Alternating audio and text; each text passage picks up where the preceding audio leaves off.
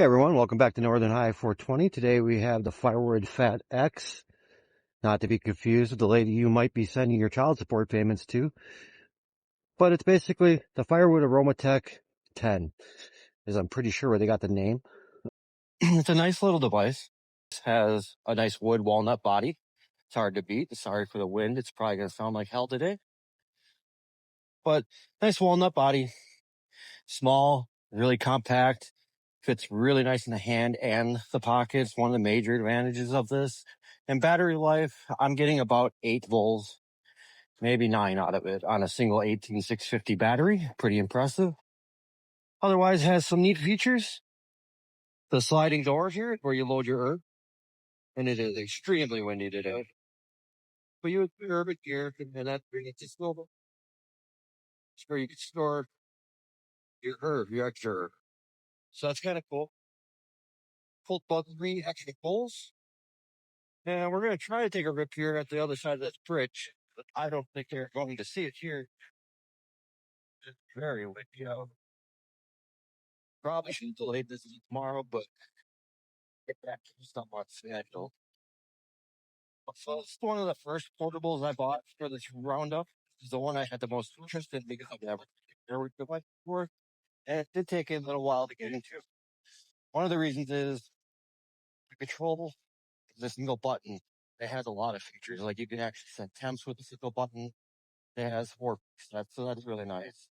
And if you hit the button 5 times and hold, you go into an unregulated mode where you have full power, and that's how I usually use it. So when we get up to this standing area here, I'm going to take a rip. We'll see how it performs. Not sure how well that you're going to see the vapor. If you can't see it there, I will probably do some indoor shots of that to kind of shore up that for the video. So let's stand on this side where at least hopefully the wind goes in the right direction so you can see the vapor production. And we're going to start it out on level 3. Kind of an average power. So see what the vapor production looks like. So that's 3 clicks and then a hold. And it vibrates to let you know that the heater is on. I'll vibrate again once the heater's ready, which it is now. It heats up pretty fast. So I'm going to take a rip. Pretty windy.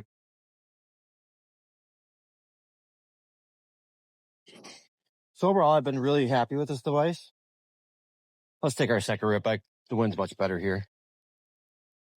This time I'm going to do 4.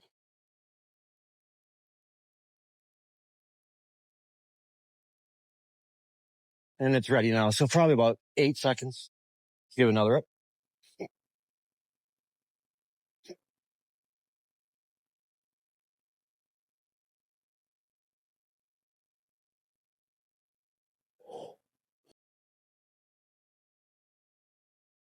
Another nice cloud, still tasty. And then right in here, you have a little window where you can actually see your bud. And it's starting to brown up a little bit, but it looks like it's probably got 2 more rips in it. It's going to be really hard to see with this camera. Maybe a little easier on the GoPro. But overall, this is one of the first devices I bought when I was going to do the roundup, and I decided to do this. Been out of battery portables ever since the Tiny Bite 2 came out originally. And this is the first one I bought. When I first got it, it took a while. I was not impressed with it. But it's a little bit more of like, as Troy says, a unicycle. It takes a little breath modulating to kind of figure it out. So the trick I use is I hold the button down, get it on the temp setting 1, hold it down, wait a few seconds, take a couple little puffs, and then slowly draw. And about halfway through my draw, I'll release the button and draw harder, and I get pretty good rips. So that's kind of my strategy for it. If you have one of these and you have a better way of doing it, please put it in the comments. I'd love to try it out. We're going to take another rip. We're going to do it on 4 again. Next bowl we will do on unregulated. I think the wind protection is a little better here. And it's ready again.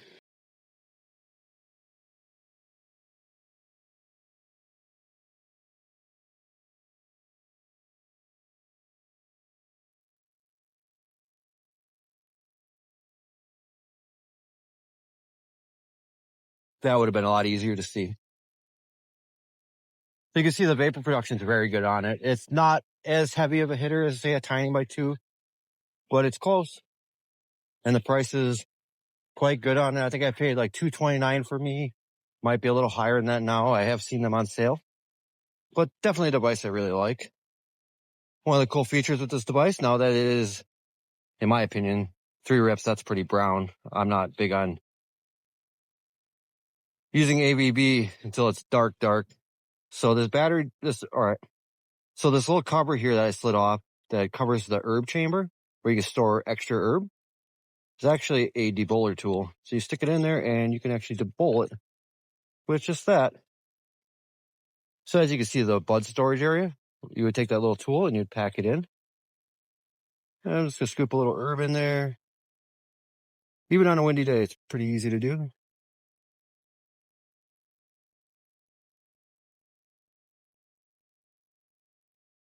Slide that back in.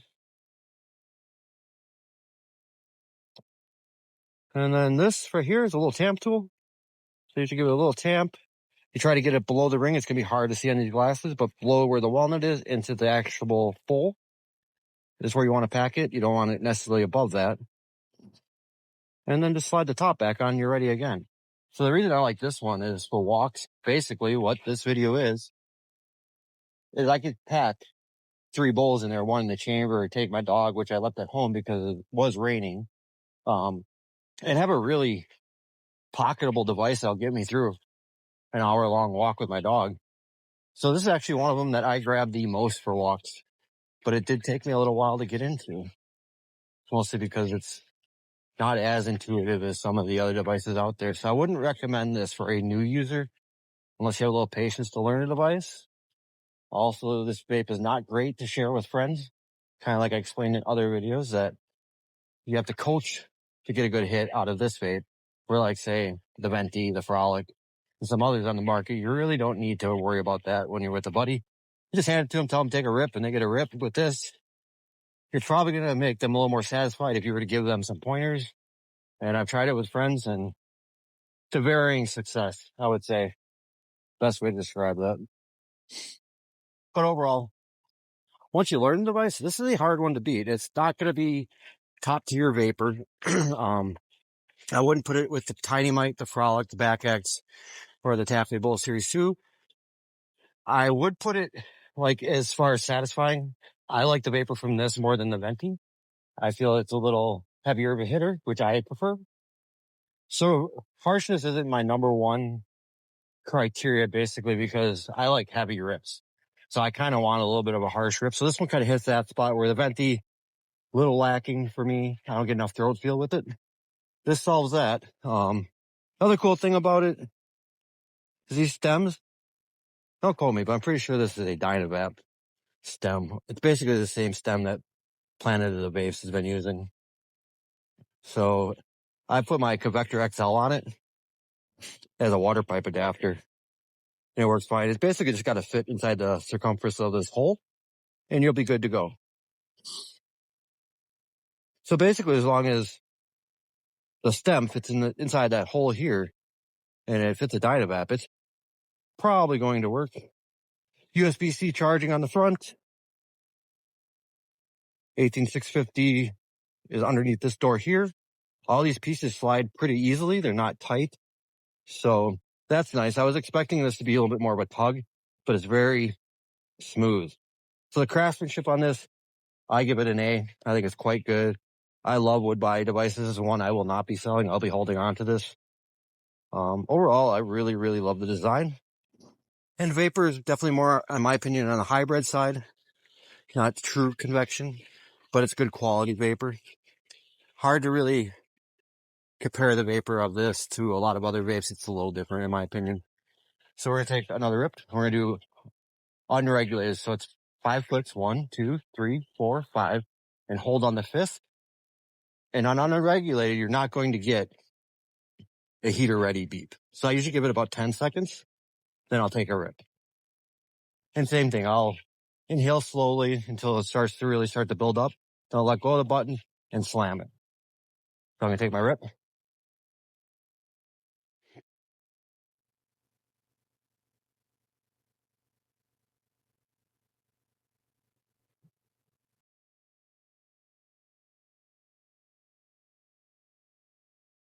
Damn, that hit hard. I just got this back also from Firewood. So they updated something on it. They said they had lower performance. So it's really like the second time I've used it since getting it back a couple days ago. And it actually feels like it ripped pretty damn hard there. I would like to try to compare this next to Tiny Mite 2 now. I wouldn't have thought of that before then, but I would say that hit felt like a heavy hitter. Definitely satisfied me. So yeah, good device, great price, looks great. You got time to learn it. I would buy this over a pack full and save $100 or something and buy an ounce. Plus it looks a hell of a lot better. You got the onboard weed storage, you get more bowls out of it. The hits are way, way better. Even tastier. So yeah, a lot of options out there for pack flow people that are really impressed for those little small designs. I have a feeling this might be about the same size. It's definitely shorter. And that stem doesn't stick out a ton. So it's really pocketable. What I would usually do when I'm pocketing this vape, because this button, there's no way to turn the device off. It's just always on. Is I would usually just open the battery door and reverse the battery. It's typically how I would do it.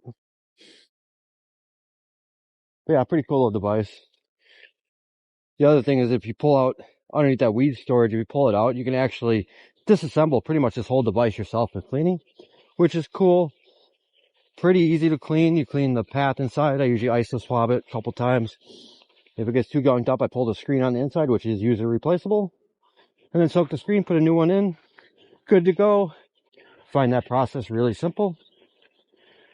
Overall, really little complaints with this device other than the fact that it's not the most intuitive. It has a pretty steep learning curve, I would say, if you want to get into the setting part of it. The learning curve to learn how to use it is less as far as how to get a good hit, but I wouldn't expect your first rip to be great. It's probably going to take a couple bowls before you really kind of dial it in, but it's not impossible. I would label this more of an enthusiast device, not for the mainstream, but if you're looking for a PAX Flow and you're looking for other options, you've got time to learn something. I would hop on some Discords and talk to some people that got this. They probably give you a bunch of pointers for it because the community that loves this device really supports it. But it's rather unknown outside the enthusiast circles, unfortunately. So yeah, let's take one more rip. We'll do Unregulated again.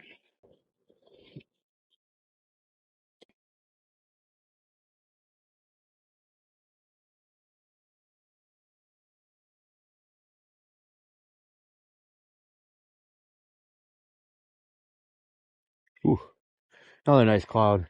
That 5 might be where it's at after it's been updated, the firmware. If you haven't had that done yet and you're having problems with this device, I would hit him up and ask. Because he just sent me a shipping label to have it done. I was worried I wasn't going to have this back in time. So I kind of plan on wrapping up all these battery portables by the end of September so we can get on to something else.